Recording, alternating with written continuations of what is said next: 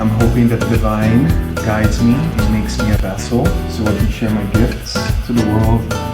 I'm muddy. Hello everybody, this is Chef Gabe. Today we're gonna be making a mud hot chocolate.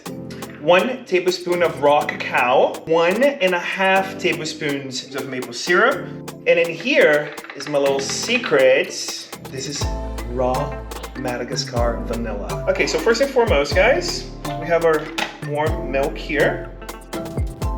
That goes into our blender.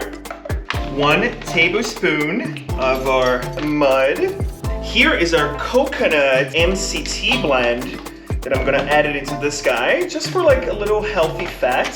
1 tablespoon of cacao, or 1.5 tablespoons of maple.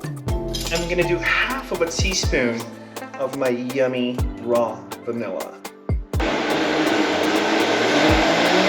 Hot chocolate time, let's go. Can you even deal with the richness?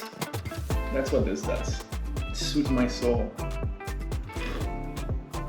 Gonna take a nap now, excuse me.